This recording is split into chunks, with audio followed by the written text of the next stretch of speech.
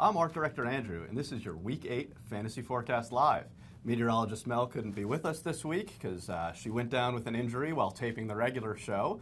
But I'm here with Mike Huberman. Good to be here. A couple football guys ready to talk fantasy. Week 8, very excited. We're the co-producers of this show, so I think we're ready.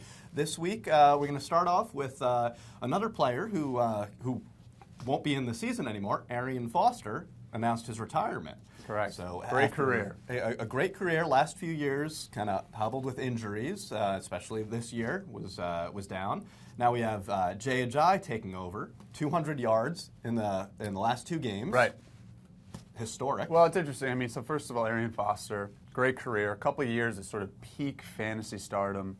You know, one of the best players every week while he was with the Houston Texans. But Jay Ajayi, I mean, out of nowhere, right? Beginning of the season, he got benched.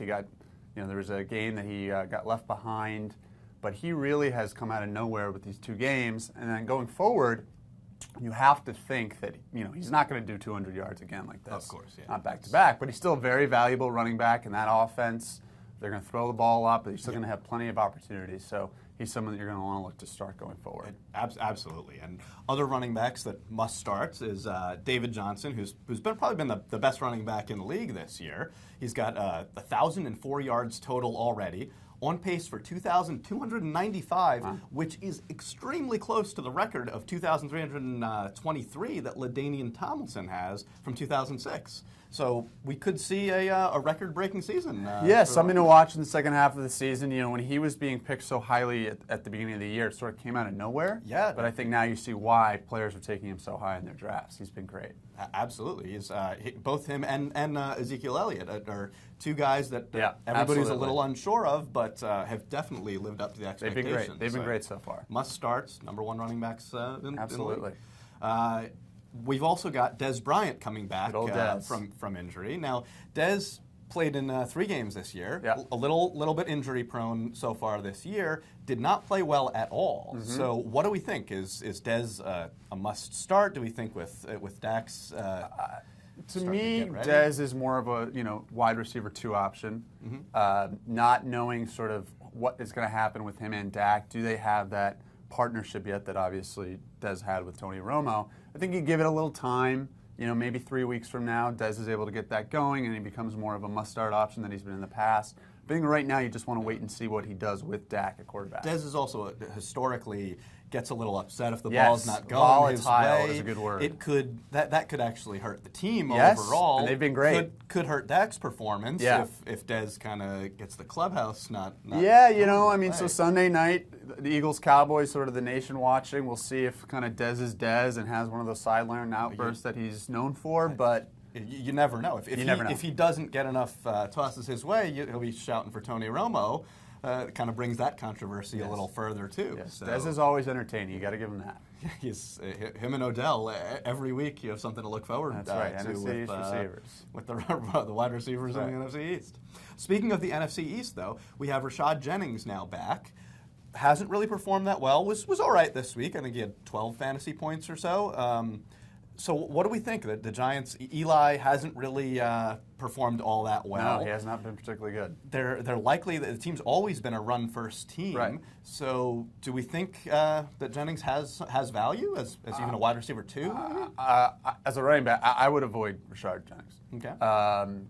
That offense is just too inconsistent. I mean, you talked about he had 12 points last week. He got a goal line touchdown because of an interception. Yeah, not a lot of yards. So it was you take that away, and he's got 19 rushing yards last week. Exactly. So that's really not going to be enough going forward. Orleans Darkwa has not done anything. Paul Perkins hasn't really done anything. They do have the habit of getting all 3 of them kind of in the mix. Yeah, they're just too inconsistent week to week to know who to start reliably. So I would stay away from Giants running backs and just roll with Odell and Eli. Maybe just those 2 guys are your only starts for the Giants. Sterling Shepard is not someone you really want in your lineup right now either. Yeah, absolutely. Well, a guy that I have in my league in my lineup, and I definitely at this point think is a must start is Marcus Mariota. It's been great. Now the first 4 weeks of the season only had 4 touchdowns. Really wasn't playing that well after a really good season last year. Right. Now last 3 weeks, 8 touchdowns. So absolutely, to me, must start. He's becoming one of the premier fantasy quarterbacks. I was going to say, I think interesting given that the Titans play Jacksonville tomorrow night.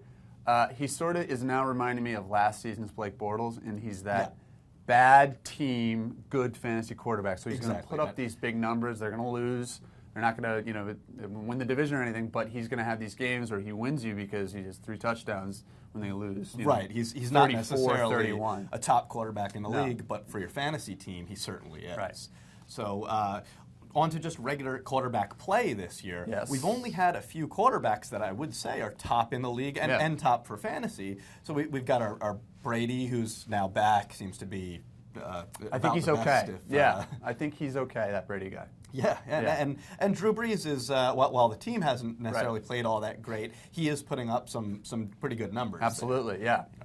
Other than a couple weeks. And Phillip Rivers, Andrew Luck, and then certainly Matt Ryan, who's been great all year. I mean, I think if you have one of those 5 guys as your starting quarterback, you are in good shape. Yeah, and if you don't, the mix is a little all over the place. Taylor has been coming back. He seems to be a pretty good start for you on the Bills there. I still roll with Aaron Rodgers. I ride with Aaron. Aaron's a hard start. He really has not performed well this year. For me, I can't take him out of my lineup, though. But and speaking of Aaron Rodgers and his poor performance, we have Jordy Nelson, who Week 3 in Detroit had 2 touchdowns and 100 yards, but other than that, has only had 3 touchdowns in the other 5 games altogether. Is Jordy even startable? He's obviously not wide receiver 1 anymore, but is he even wide receiver 2 or a flex? With Aaron Rodgers not playing, I don't know what to do with Short answer, yes. I mean, I think you still keep him at the very least as a flex. You remember, he's coming off an ACL surgery, so guys are always a little bit slow to recover from that. You hope to think that by the second half of the season, he really gets his legs under him, and Rodgers starts to pick back up to where we always know that he's been, that you can see that Jordy Nelson that we saw before the injury. In other wide receivers that were top draft picks and are not performing so well, we've got Brandon Marshall. Sure. Now, Brandon Marshall, 2 touchdowns all season and 2 games over 100 yards. Right. Not what I'm expecting from my wide receiver 1 there, a top 10 pick in a lot of no, ways. he's a high pick. This is a problem when your quarterbacks stink. Yeah. We saw with Ryan Fitzpatrick that he's thrown really nothing but interceptions. Right. And now that Geno Smith is hurt, get better, Geno. I mean, maybe if Brandon Marshall can join the defense of the other team, he'll start catching more passes from his quarterback. Brandon Marshall and the Broncos. Exactly. Listen, he is somebody that you kind of would roll with him week in, week out just because of the name value and what he's done in the past. But right now you have to really look at it. Ryan Fitzpatrick is unreliable, and if he's the quarterback, then Brandon Marshall is going to be unreliable. And as the season goes on, and if the Jets are sort of really out of it and they look to play Bryce Petty or maybe even Christian Hackenberg, then you have a situation where you have guys who've never played before. And Brandon Marshall, I don't know if you really want to roll with that, especially as you get closer to the fantasy playoffs. But at the same time, when you have the rookie quarterbacks, they're more likely to throw to the guy that just have the patterns right to Brandon Marshall. Right. He might get a lot more targets. Now, more targets, whether the ball is overthrown or interceptions, I mean that's to be fully expected from rookie quarterbacks. Yeah. But you never know. We could have another Dak on there sitting on the bench right now. No, absolutely. And so I mean, for the Jets, it makes sense to have those guys play, see if there's really something there for the future. Otherwise, you're going to be drafting a quarterback again. But Brandon Marshall, to me, you roll with him for now, but then you see as the season goes that if he's really someone you want to have in your lineup. Now, I'd say also going on in the league here, we're talking about people who were drafted high. The Seahawks, the Seattle Seahawks defense, really they've performed well, but they have not performed up to being drafted in like the 12th, 13th round. I think in one of my leagues somebody took them in like the 8th round. Yeah. And they're really just kind of a slightly above average defense at this point. I'm not sure why someone would take them in the 8th round. That person is it's crazy. Bold. It's bold by them. But it's sort of, this is like the thing with defenses.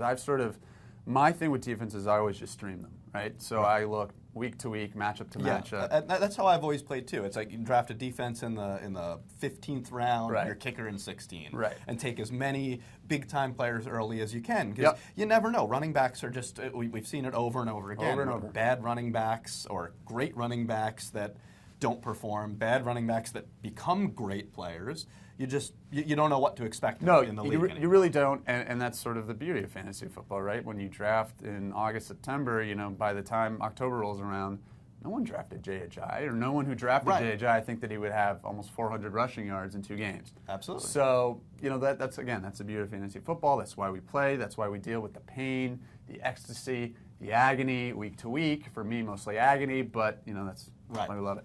Well, thanks for coming on. Yes. Meteorologist Mel will be back with us next week, returning from the injured reserve. Exactly. So we have that to look forward to. And thanks for watching Fantasy Forecast Live, Week 8. Happy Halloween.